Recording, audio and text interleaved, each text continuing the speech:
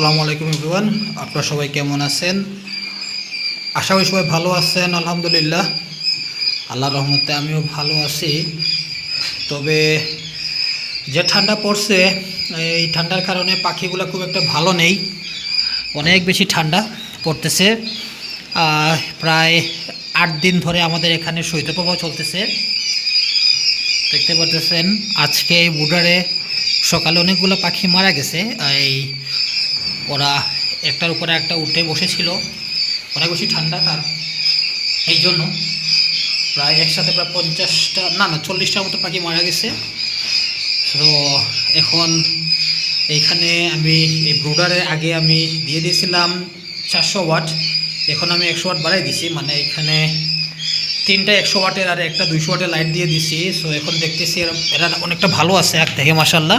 তারপরে দেখেন লাইটের নিচে এসে বসে আছে সবগুলা। ঠান্ডা প্রকোপটা একটু বেশি, যে আসলে বাচ্চাগুলোকে এখানে ঠেকানো মুশকিল হয়ে গেছে। সো আজকে যে জিনিসটা আমি দেখাচ্ছি, যারা ব্রুডিং করবেন তাদের কাজে আসবে ইনশাল্লাহ। যে জিনিসটা হচ্ছে গিয়ে যে আপনার যেহেতু এক এক জায়গার পরিস্থিতি এক এক রকম ঠান্ডার, আমাদের এখানে আসলে 16-র নিচে এখনও নামেনি ঠান্ডা। তারপর যেহেতু ঠান্ডাটা একটু শৈত্যপ্রবাহ, তো একটু ভিজা ভিজা ঠান্ডা, তাই ঠান্ডাটা একটু বেশিই লাগে। সো সব খামারি ভাইদেরকে বলবো যে আপনারা অবশ্যই যে লাইটিং যে কন্ডিশনটা, ওইটা অবশ্যই আপনারা প্রতি ঘন্টায় ঘন্টায় চেক করবেন। কারণ আমাকে সেটাই করতে হচ্ছে। কারণ যে সময় আমি দেখছি পাখিগুলো মারা গেছে, তার 1 ঘন্টা আগে আমি চেক করে গেছিলাম। আসলে ওরা ভালো ছিল, ছড়াই ছড়াই ছিল এইভাবে, কিন্তু 1 ঘন্টা পরে এসে দেখি যে পাখিগুলো মারা গেছে। দুর্ভাগ্যবশত আমি ওটা ভিডিও করতে পারিনি। আসলে মনটা খারাপ হয়ে গেছিলো, এত খেয়াল রাখার পরও বাচ্চাগুলো মারা যাচ্ছে। প্লাস হচ্ছে এই বাচ্চাগুলো অ্যাক্টিভ, যেগুলো এখানে আছে সবগুলোই অ্যাক্টিভ। আর আমার মনে হচ্ছে যে বাচ্চাগুলো মারা গেছে ওইগুলো হয়তো একটু দুর্বল ছিল, বা ওই যে প্যারালাইজ পায়ে যে সমস্যা ওইগুলো ওইরকম হতে পারে। আর এই যে খানির যে পাত্রগুলো দেখতেছেন, অনেকেই বেশি ঠান্ডা পড়লে এই ব্রুডারের নিচে পাত্রগুলো দিয়ে দেন।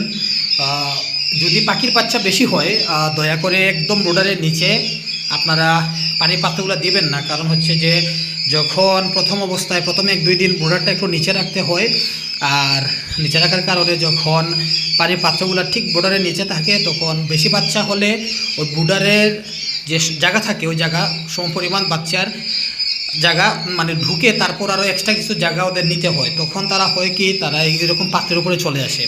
তো আজকে আমার সাথে এটাই হয়েছে যে বাচ্চা বেশি থাকার কারণে ব্রুডারের বাইরে চলে আসছে, তাই তারা হিটের জন্য পাত্রের উপরে উঠে গেছিলো। 2টা পাত্রে আমি প্রায় 4 থেকে 5টা বাচ্চা মারা পাইছি। কারণ একটাই, ওরা খুব বেশি তলাদলি করতেছিল, একটার উপরে একটা উঠে গেছিলো, তাই মারা গেছে। সো এটা হচ্ছে শিক্ষণীয় বিষয়, আসলে শেখার তো কোনো শেষ নেই। সো আমরা সবাই শিখবো, এটাই হচ্ছে একজন থেকে আরেকজন শিখবো, এটাই হচ্ছে নিয়ম। সো আশা করি আপনারা বুঝতে পারতেছেন। আমি আসলে খুব টায়ার্ড, আমি এখন অনেক দূরে থেকে আসছি বাসায়, তাই ঠিকমতো কথা বলতে পারতেছি না। সবাই ক্ষমা সুন্দর দৃষ্টিতে দেখবেন। আর ভিডিও করার মূলত একটাই পারপাস, যে আপনাদেরকে জানাই কী অবস্থা। এখানে যে দেখতে পারতেছেন, এখানে 200 ওয়াট একটা আর 300 ওয়াট 3টা। যদি এইটাও ব্যাকআপ না দেয়, তাহলে আমি আরেকটা 100 ওয়াট খুলে 200 ওয়াট দিয়ে দেবো, যদি আমার এখানে কাভার না হয়। বাট যাদের এখানে শীত বেশি হয়, আপনারা সবগুলোই 200 ওয়াট দিয়ে দিন।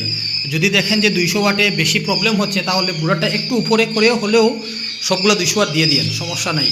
বাচ্চাদের ঠান্ডা লাগলেই কিন্তু মারা যাবে। আর যে ব্রুডিংয়ের জন্য যে ওষুধগুলো আপনারা ইউজ করতেছেন, যে যাই ইউজ করেন না কেন, এটা চেষ্টা করবেন একটু লং টাইম চালাইতে। আমি নর্মালি 5 দিন চালাই ব্রুডিংয়ের ওষুধ। যেমন প্রথম ব্রুডিংয়ের পাখিগুলোকে আমি 5 দিন খাওয়াইছি। এগুলার ফিজিক্যাল কন্ডিশনের ওপর নির্ভর করে আমি 7 দিনও খাওয়াতে পারি, আবার 8 দিনও খাওয়াতে পারি। এটা ডিপেন্ড করে ওদের শারীরিক অবস্থার ওপর। তো আপনারাও এটা খেয়াল রাখবেন ইনশাল্লাহ, যেহেতু এগুলা অনেক মেহনত, অনেক কষ্টের ফসল এই বাচ্চাগুলা। তারপর প্যারেন্টস যে পাখিগুলো আছে, এগুলাকে সবসময় গরম রাখার চেষ্টা করবেন। মাসে 2 থেকে 3 বার সব ধরনের যাবতীয় ভিটামিন যা ওষুধ আছে তাগুলো খাওয়াবেন। আর যদি দেখেন ওদের শরীর খারাপ, কোনো অপেক্ষা না করেই সাথে সাথে ঠান্ডার ওষুধ খাওয়াবেন।